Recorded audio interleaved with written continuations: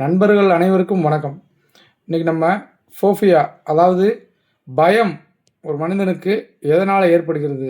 சிலர் பார்த்திங்கன்னா மலை ஏறுறதுக்கு பயப்படுவாங்க. ஒரு 30 படி 50 படியில் கோயில் இருந்தாலே அந்த மலையில் ஏறுறதுக்கு பயப்படுவாங்க.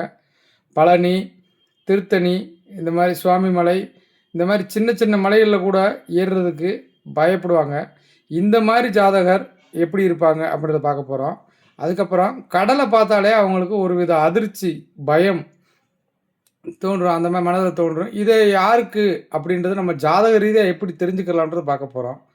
அதாவது மனோகாரகன் சந்திரன், மலையை குறிக்கக்கூடிய கிரகம் சனி பகவான். அதாவது பயத்தையும் குறிக்கும். மகர ராசி தான் மலையை குறிக்கக்கூடிய ராசி.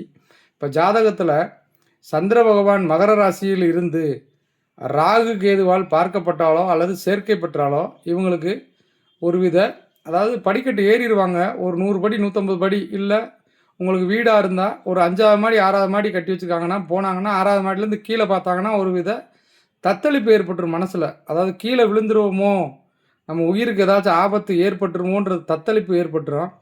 அப்படி ஒரு விஷயத்த அந்த மகர ராசியில் இருக்கக்கூடிய சந்திரன், அதாவது பாவக்கிரக பார்வை தொடர்பு பெற்றால் கொடுத்துரும்.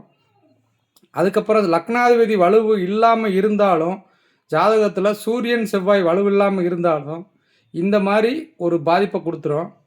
கடல் ராசிகள்னு சொல்லக்கூடிய, அதாவது நீர் ராசி கடகம், விருச்சிகம், மீனத்தில் இதே போல் பாவக்கிரக சேர்க்கை கேது, சனி, ராகு, சூரியன், செவ்வாய் இந்த மாதிரி கிரகங்கள் அமைந்து 3 ராசிகளில் அமைந்து அந்த ராசிகள் அந்த கடகம், விருச்சிகம், மீனத்துக்கு உடைய கிரகம் வலுவிழந்துட்டா, அதாவது அதில் இருக்கிறது நான் சொல்லலை, கடகம், விருச்சிகம், மீனம் ராசியில் இருக்கக்கூடிய கிரகம் நான் சொல்லவில்லை.